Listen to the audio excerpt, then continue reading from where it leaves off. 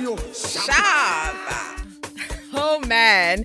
So what you were listening to was DJ CLEO's mix at the South African Music Awards. And really what you just heard is a masterclass in South African music history. I believe 17 tracks in 4 minutes. CLEO.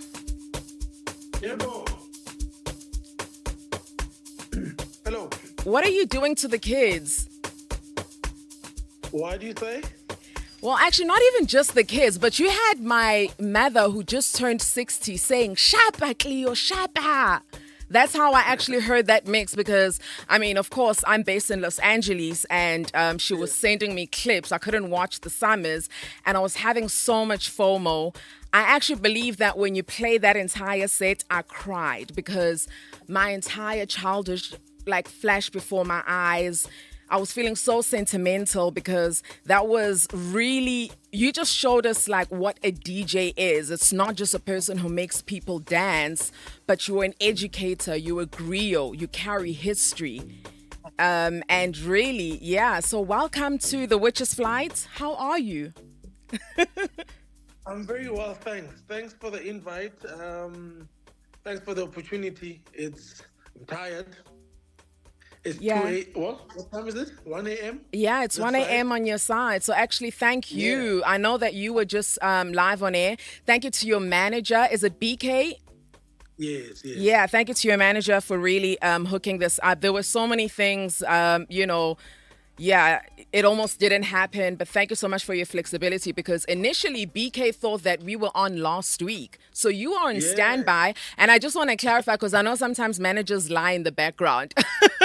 So it was BK's fault. They got the dates mixed up and then, so there was that whole confusion. But initially, yes, we were supposed to meet today. But I mean, I feel like I'm saying so much. CLEO. I'm the one that gets dates mixed up. Yeah. No, but thank you. I'm the one. So even if she told me the right date, I'm the one that gets them mixed up. So last week it was my fault. Okay. And this week, there was almost a mishap. But I said to her, because I'm one person who's not picky when it comes to interviews and stuff. And often when I do interviews, I get asked, how are you relevant still today? And my answer is always simple. I am not selective. If it's got viewership or listeners, I'm there. No, but that's how the OGs do it because you really understand the medium, across multiple planes. I don't know if you remember, but I interviewed you when I was still at YFM and I did the mid-morning show. Do you remember by any chance? And don't lie. I believe that actually, because I can't remember if it was once or twice, but I do remember that that was when you had a collaboration with the Chemist. Yes. Yeah, because you came to the studio with your guitar. Wasn't I there with Mikasa? Yes, Mikasa was there. I think Jamie Nevis was there. It's all so blurry to me now because yes. All three of us on the same show. On the same show. And then I played guitar and then Jay sang. Yeah. And I remember that interview vividly because after it happened, I thought, where were the cameras? Right. Because then we wouldn't have to say, remember. Definitely. No. And I bombed that entire because it's only now because I've been in deep reflection. I've been living in LA since 2018 and I came here, of course, to pursue my studies. And, part of the work that I do is, archiving Black people's histories. And I realized that I let so many opportunities slip because I played it like a griot and now I'm just relying on my recollection. But I was not good at recording, during those moments. But I mean, I'm so glad that, right? I'm mean, but some people were a little bit preview, but it's so yeah, it's good to reconnect with you again. But yeah, I mean, I feel like there's just like so much. So first of all, I know that there are going to be people, of course, who know you, but there are also new audiences who don't know who DJ CLEO is. So much is happening in America right now. I know that I'm sure you're aware of the outcome of the most recent election. There's just a lot of emotions around that, and yeah. So, I mean, for you, though, being a person on the other side, so maybe let's just start. Yeah, who is CLEO if you're speaking to, an American audience who is hearing you for the very first time today? CLEO is someone that you may not have heard of, but definitely will hear of very soon, primarily because I'm now on that Grammy journey. I love that. And you have to move in a certain way, and I don't want this to come across as me saying I'm done with South Africa. Yeah. But I'm targeting everywhere else but South Africa. Got you, because you feel solidified at home already. Yes. So if you haven't heard of me, you certainly will hear of me. And even if it takes 5 years. Yeah. Sometimes you find that your favorite song was produced by this person you just heard of today. But they've been around for however long. And they've been working with so and your favorite. But they've been in the background. And that's the thing. And that's why I think that you are integral when it comes to South African music history, because you have produced so many big names.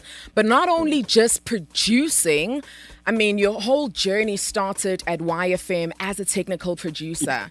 And so I feel like we've kind of swapped roles, because when I first met you, I was just simply an on-air anchor and you were the DJ guy. And now you've, gone to the radio route, as how Americans pronounce roots.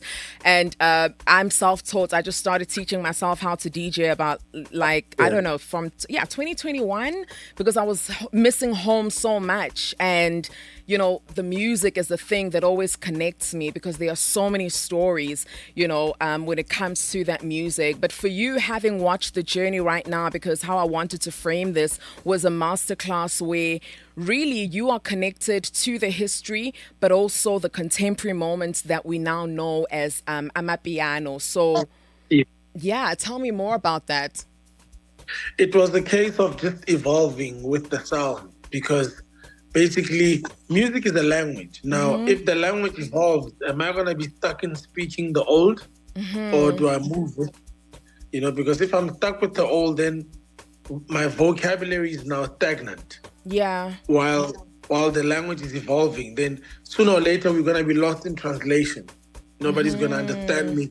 I'm not going to understand anyone. So music is a language. And as the music evolved, I evolved with it. I may not be fully entrenched in it so much, also because of my age. You know what I mean? Yeah. I have a family and I do school runs. So it takes up a lot of your time. So you can't spend 5 years in the studio every single day like I used to. Yeah. Yeah. So, but to answer your question, because of the evolving times, I kept up with them, and that's how even today in the AMAPIANO climate, I'm able to produce AMAPIANO, and I'm able to through God's blessing, still have a AMAPIANO hit. No, and I think that's why I actually got emotional, because, the media industry always gives people a shelf life. It's very ageist. I mean, I just think that society as a large, and especially Western society, we see old people, and I mean, not saying that you are old, but anybody who's a little bit older than us, as just, discarding them, that they are now of no use. And so for me, when I was watching you still doing something that I can tell still lights you up, as music. And I believe I also saw Ata Mafokate, and he was, performing on that summer stage. And the two of you still look so good. You still look the same, CLEO. You still look the same. Tell these kids, what's the secret? I got it so much today. I actually said, I did 2 interviews today. Yeah. This is the 3rd. And all of them I'm saying, next month on the 24th of December, I'll be 45 years sober. Oh, wow. So I've never. Huh. Yeah. So sober from what? Everything. I don't drink, I don't smoke, I don't sniff, I don't spliff. Never have. Yeah.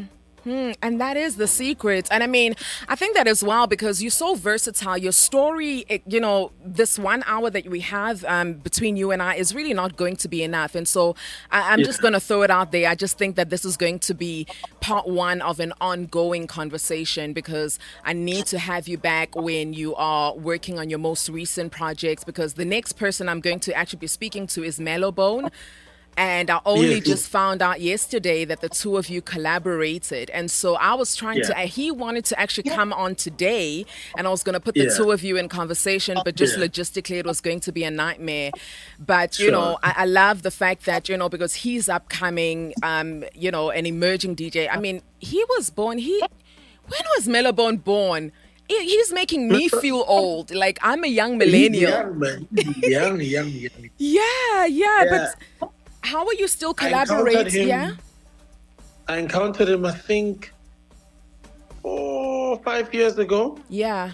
And I mean, I've even gone as far as going to his house in Bloemfontein, in his backyard room, where he lived with his grandmother. Oh, wow. Because for me, it's not just about just connecting on a superficial level, It's about connecting to a point where the way the guy lives, and you eat with him the same food that he eats, because it speaks volumes, it shows that indeed you're here for the person, not for, And when I saw that he was perhaps a tad bit too young to understand the gems that I was trying to impart, I then gave him space to be a kid. Yeah. As in, I gave him space to F around and find out. Yeah. And he's always had my number. So I'm glad that now he's finding his footing and he's finding his way back, because I can be very hard. But people say communication is the most important thing in a relationship. Yeah. And I disagree. I say comprehension is.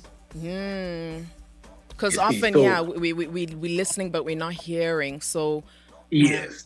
So I could have said a lot of things, but I could see that he wasn't comprehending. So I then let him be a kid and let him F around and find out. And when he finds himself, kind of like when someone says, I want to go to rehab, it's better than when you're trying to force them into rehab. You see. So, and I'm so happy for him that he's finding his footing, and he's making his way back into the industry on a bigger scale. No, he's so talented. He's extremely talented. And also, I think that what impressed me about him, he has humility, which a lot of, I'm sorry to say, and I've always sounded like a granny. That's why I'm like, listen, I'm 93 years old this year. Just turned 93 last month. No, in September. But you look good for a 93-year-old. Thank you. But a lot of the younger generation, the Gen Zs, the younger artists don't have that kind of humility. And I see there's a difference between the older guys. And I mean, I sound old because, I started doing radio from the age of 16. So that's why it's like, so when I met you, I was really still, yikes, I did not know life. You know what I mean? And I feel like it's moving to the United States, and also finding myself through my academic journey. And I think that that's also something that connected me with you, because I did see that you just recently graduated from WITS, you don't see a lot of DJs going back to school. You said what? You're turning 45? How old are you? Yes. You're turning 45. Yeah. So that tell me about. I went back to school at 40. Tell me why. Sometimes I also don't know why. Sometimes. But I definitely wasn't doing it for the paycheck. I wasn't doing it for a job. So that was the hardest part, because now when the going gets tough, it really gets tough, because there's no driver. You see, there's no carrot being dangled. There's no job prospects, because I wasn't doing it for that. I basically went back to school to empower myself and just gain more knowledge, especially on the business front. But while there, I took up psychology to sort of understand how human beings function, because as someone that's socially awkward and an introvert, I find that I've been misunderstood a lot. So I figured, let me go learn how human beings work.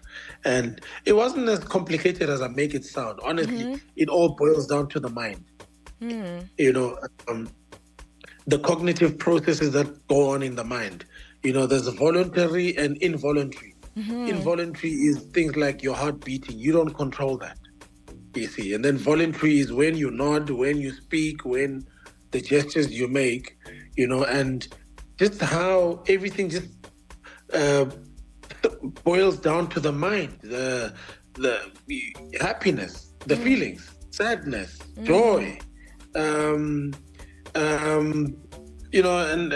hormones, So it just, that on its own just opened me up to a world of information that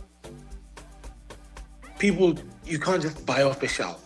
Yeah. And I mean, as you're speaking, I'm actually not surprised that you wanted to also do psychology. You thought it was so that you understand yourself. But I mean, as a DJ, your role, one might say, is one of a therapist, a psychologist. And you were talking about how we can't control our own heartbeats, but I would say that the DJ controls the heartbeats when people are on the dance floor. I mean, right? When you're changing BPMs, you actually can change people's heart rates. I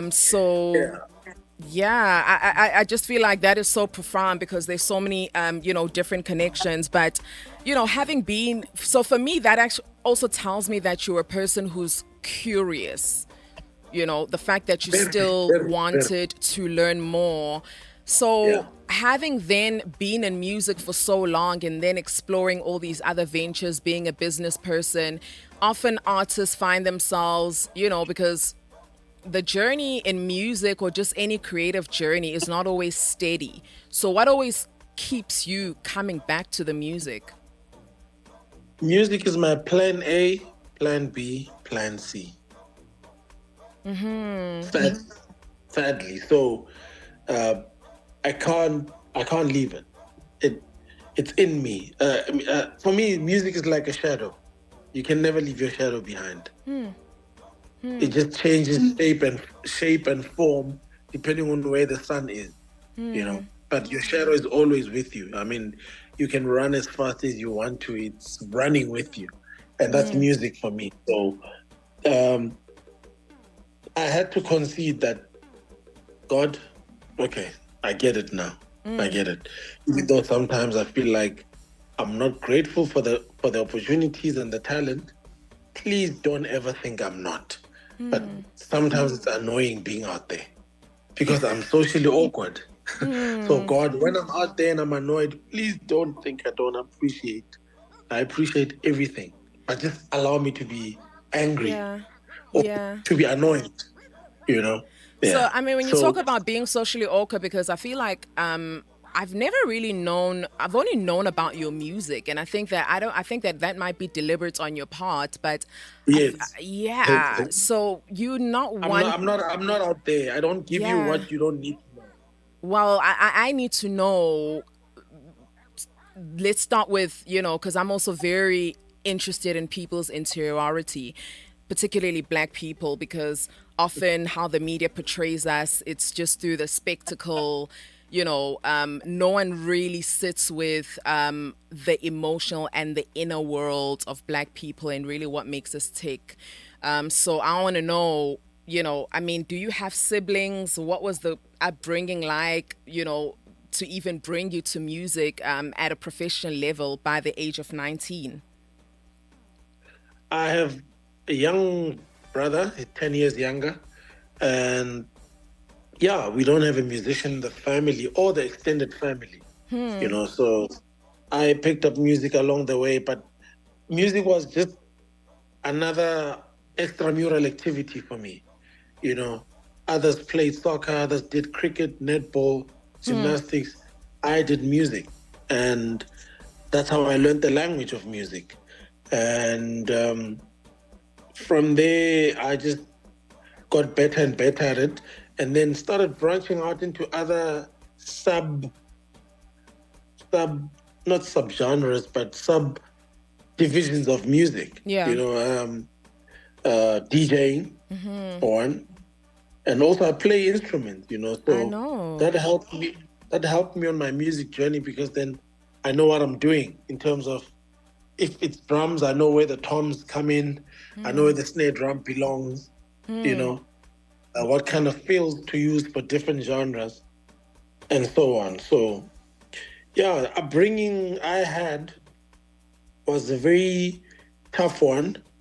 So tough that I'm only now getting therapy to also sort of, I've been in denial about therapy for the longest time, by the way. I'm only now getting therapy to address everything that may have changed and warped over time in me, and also just address my childhood traumas. So yeah, because my upbringing was very weird and tough, and I mean, our parents would call it punishment or corporal punishment, but I'm sure social workers would disagree and call it something else, so so I need to put that part of me. Yes, it's in the past, but I need to just make sense of it, or at least make sense of how it's affected me, because then I can become a better person going forward, a better father, better parent, better DJ CLEO to fans, and just a better mentor, I guess. You're definitely talking to a different me now than 15 years ago, and the chances are you may have encountered the me that I don't like, that others don't like too. I don't know, but if you were unfortunate to have, which in a sense would have been lucky to have experienced it, because then you get to compare it with now, and you get to see that, okay, all right, and there's growth there, there's maturity, so yeah, upbringing was tough. I don't want to lie. It's a bitter pill to swallow, but we're here now and we have to deal with it. No, but I mean, and thank you so much for actually sharing that, because when you did mention that you decided to pick up psychology, my first thought was, you want to study psychology, but are you in therapy? But I didn't want to vocalize it. So this feels like, a 360, and it also shows me how self-aware you are, because I didn't have to probe that out of you. But so then what role does the music play in terms of therapizing you or healing you? Have you found music to be that sacred space for you? Music became an outlet. So music became my alcohol. It became my fix. It became my drugs. It became my cigarette. It became my therapist. The only problem, though, is it doesn't speak back to you professionally, using professional jargon. It doesn't speak back to you like a clinically trained psychologist would. So Yeah, so it just numbs the pain, but it's a safe way of numbing the pain. Yeah. And it's addictive, so I must say I'm addicted. And I Yeah. don't want to. And I also don't want to cure. It's yeah, I think that it, but you know, I think that the good it's a healthy habit. And the song that I'm playing in the background, because you're not wearing headphones, I'm sure you cannot hear it, is actually your song, Tong Po. Yes. Yeah, because when I first heard that track, I believe it was early 2003. And It came out October 2022. yeah, I was a little bit late, but you know, because obviously just the different time zones, being in a different country. But I do try. It picked up a year later. Huh. That's actually And good to know. we're now 2 years, almost, actually 2 years later now. Yeah. This song is what the kids in the Bay Area would say it slaps. The song slaps. Cannot maintain composure when the song is playing. And I think that also what makes it stand out is the prevalence of the guitar. There aren't a lot of AMAPIANO songs. I mean, part of why AMAPIANO is called AMAPIANO is because it's piano heavy. So you decided to infuse the guitar. Tell me about the making of this song, the inspiration behind it, anything that we would be surprised to know. Just tell me everything that there is to know about the song. So I feature two guys, King Zeph and K Sugar. They actually produced the song. And then they played after me at a gig in 2021, and I heard it as I got into the car. So I sent my friend, I said, dude, that song is hot. Please go ask the boys what's the title so I can download it for myself. You see, and when he got there, the boys said, no, it's our own song, blah, blah, blah, blah, blah. Oh, we're so glad you came back. We'd like to work with the Grootman, blah, blah, blah. So we exchanged numbers. And then I got in touch during the week, and then they sent me the original version, and I had it for about 8 months or so, and then eventually, when I was ready to release my album, I started working on it, and that's where the guitar came in because I needed to add me, add me, add my flair, so. I mean, yeah, I don't want to claim credit for something I didn't do. They produced the song. Yeah. I finished it off. I like added that. the guitar. Yeah. Yeah. No, I added the guitar, then I rearranged it here and there. But yeah, I mean, if you remove the guitar, it still sounds the same as the original, sort of.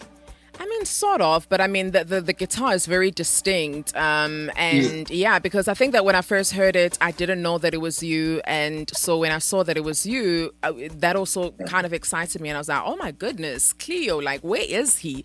What has he been doing? And you know, what is the connection to AMAPIANO? I know that you said that it's, you know, music is a language and it's just a matter of you being proficient. But do you remember when you first connected to the genre and who are the producers, you know, who actually inspire you within the genre of AMAPIANO?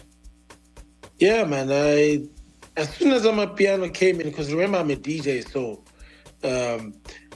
before even the name AMAPIANO was thrown around, you know, there was just a lot of house music that was played at a slower pace. And then obviously, those that produce, once that becomes a thing, they'll start making their own songs at that slow pace. And that's how AMAPIANO was born, pretty much. You know, and MFR Souls are one such outfit that really played a big role. Gaba Canal, and of course the king, Kabza, you know. I got to be in studio with him last year, me, him, and Nsaki. That project is yet to come out. Okay. You know, so the list is endless. I mean, there's a lot of young boys. I mean, this boy, Siga RSA, Niga. Yes, Tyler, I see you. Siga produced the song. And then, Okay, yeah, okay, got it. so Siga was in my living room, was in my house all of 2022. Huh. I was grooming him, fixing his mistakes, production, we fix here, production, don't do this, do that. This is my trick. This is my, And when he went out to the world, they came out with that. I love that. Well, I mean, it sounds like they are, because I did ask your manager if there's any music, new music that I could play, and she said there wasn't. So I'm really curious to know, what are you currently working on now, and when can we also expect the project with Gabza, and who else have you been collaborating with in the world of AMAPIANO? I'm new on radio, so the live elements on my radio show take up so much of my time because I then have to curate the set. And I'm the engineer, and then I'm in the band as well. So literally, my radio show is 2 hours long, but I prep 7 days for just 2 hours. Yeah. So that's why there hasn't been much production until literally the last 2 weeks, because I just decided, hey, I need to get back into the swing of things. I need to start releasing music so that in the new year, as early as the 15th of January, I'm submitting to the distributors for, new music. So, got it. Yeah, so the new music is still very, very, very new. And I'm yet to record vocals over the 4 or 5 weeks or so. But what are you listening to currently right now? Who are you listening to? What is moving you just as a listener first and foremost?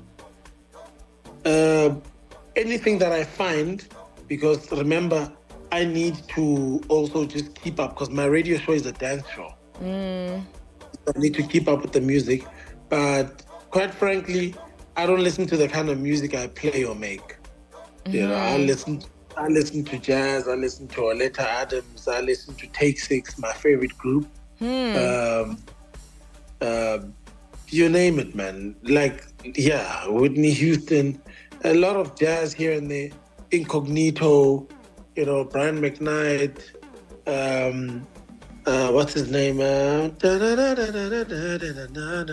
Hey, come on, vocals. What's his name? Caesar something. Daniel Caesar. There we go. Yeah. You were such a Yeah. something like that. There we go. Yeah. Okay. And then my son has also just put me on to some Japanese jazz. Oh. There is some depth there when it comes to music. Ooh.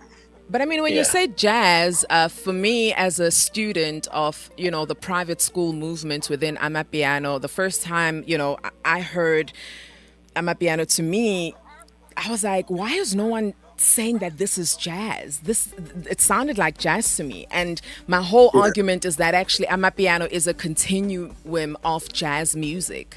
That there's that diasporic call and response between the jazz music, which obviously originates from the US, Black Americans specifically, and the spirituals. And then when you hear AMAPIANO, so there's always this conversation that we're having as Black people across the diaspora through music, especially. So so you're not too far off when you say you listen to jazz music, because I listen to AMAPIANO as though it were jazz music. Yeah, no. If you listen to AMAPIANO and the not breakaway, but the sub-genres of AMAPIANO, it becomes a continuum of KWAITO. Yes. Hip hop, local hip hop. Yes. Jazz. Lately with Bobabalwa and the vocalist, it becomes a continuum of Afropop. And even gospel. Yes. Yeah, so you remember I dropped that in 2021, which was huge. I think that's my, in terms of YouTube views, that's my biggest song ever. I mean, we're almost on 30 million Oh, wow. I views. love. I've never. Huh. I mean, this is a question that I actually wanted to begin with in my head because when I watched your set, at the South African Music Awards, 17 tracks, you said? That was like, what, Yes. 17 tracks in 4 minutes?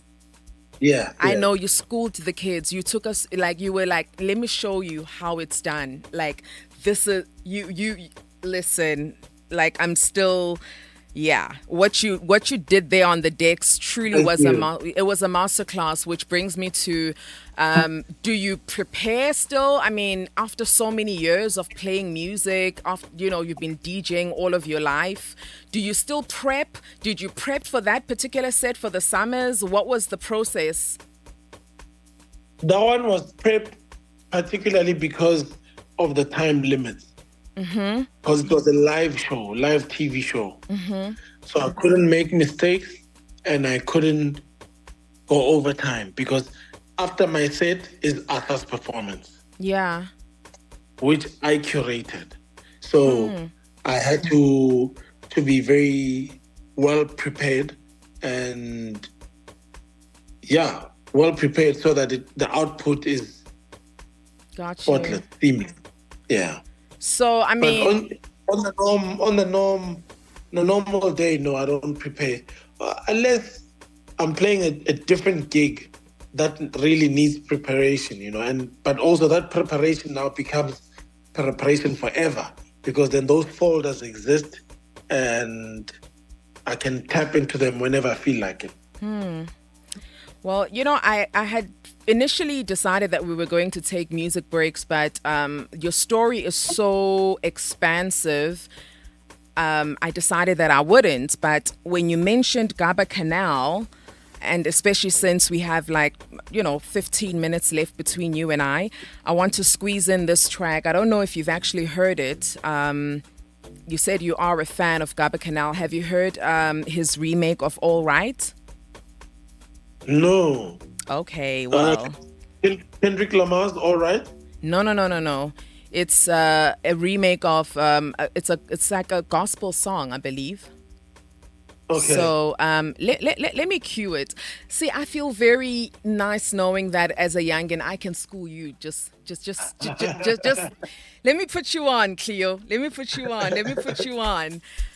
If you are listening, it is ZAMA DUBE. This is The Witch's Fly, broadcasting live from the Dub Lab studios. And we're going to be signing off at 4 p.m. But I want you to take a listen to this particular track by Gaba Canal, who's an absolute talent when it comes to the AMAPIANO space. This one is called All Right. Please do, at DJ Cleo and myself on all the socials, and let me know if you actually have any questions for him. It's at ZAMA DUBE.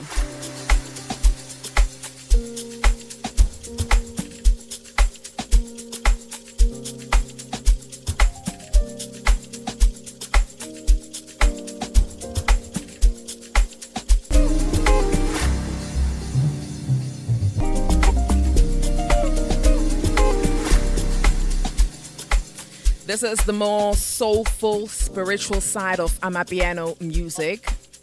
And if you've been listening to The Witch's Flight since I actually began the show, this is the only AMAPIANO show in the entire station, strictly AMAPIANO. And, I have said that the sound mutates. And like DJ Cleo, the Grootman, was telling us, it mutates, it takes on the form of KWAITO music, South African hip-hop, different elements, and this is Gaba Canal, and so we really need to try and also get Gaba Canal in the studio. It would actually really be nice to have you and him in conversation. But you're one of the few DJs who actually is good at, as introverted as you are, you're a good communicator. Because I love my DJs, but my goodness. And I remember even when I was still at YFM, it was a running joke that they don't talk. They don't want Yeah. to talk. Often DJs, it's just like, yo, let the music speak on my behalf. But they don't like talking and they don't like doing interviews. Primarily because I like to talk, because how else do I explain myself when I'm being misunderstood? You're not going to play a song and say the song will explain for you. Yeah. Therefore, that's how I had to now develop this persona that I bring on and off as and when needed. Yeah, because I was even telling you off air right now that that first interview that you and I had back in South Africa, I remember I was like, oh, this guy is a yapper. You think ZAMA DUBE can talk?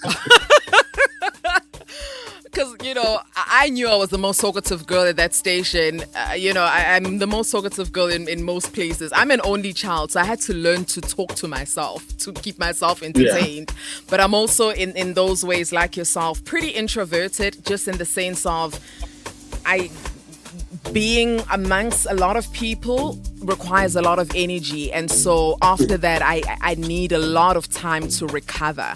So when you said that you're an introvert, I understood it, because like often DJs after the gig, they stay and they party and they mingle. But your manager was like, you'll be driving straight back home.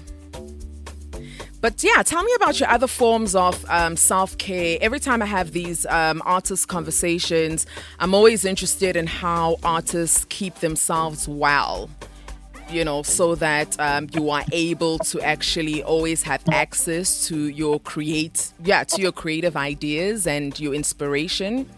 So how do you pour back into yourself, just daily small acts? So I make time for my health. So that it doesn't force me to make time for it. So I gym at least 4 times a week, four of the 7 days. But yeah, I gym quite intensively. Eat healthy. I don't drink, don't smoke. I don't drink much water, which I should, but I'm aware of it. But yeah, I mean, I've got alcohol in the fridge that's even expiring soon because it was left over from a party in December. Yeah. So, yeah, man, then just also taking care of yourself, protecting your peace, protecting your happiness, That's why when the miscommunication happened for today, and this interview almost didn't happen, for me, my happiness would have been, I would not have been happy knowing that someone was looking forward to this and I didn't make it happen. Yeah, I know. So being a people pleaser, in a way, it also feeds my soul. And that's one of my ways of actually looking after myself and my happiness, because are they okay? Are you okay? Okay, I'm happy. Okay. See? No, I mean, weird, but I don't think that that's people pleasing. I think that shows compassion, because people pleasing is when it's at your expense. I think that you are just. Often it is. Is it? It is, but often it is not this interview, but yes, often when I people please, it's at my expense, but that expense is a small price to pay, because at least I have them satisfied and happy. Got you. So, yeah. I mean, I want us to touch just a little bit, because we have about 5 minutes left, on your journey now as an on-air personality, because, your journey in radio began when you were a technical producer. Yes. What then, all these decades later, inspired you to say that I want to now be behind the microphone? Tell you the truth, I was given the job. Okay. I was given the job. I was like, sure, me. And they said, why not?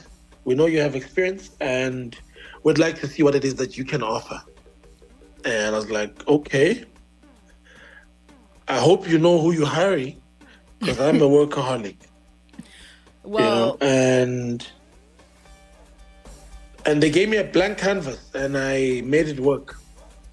I've had a chance to just catch one episode where you were interviewing Squatter Camp.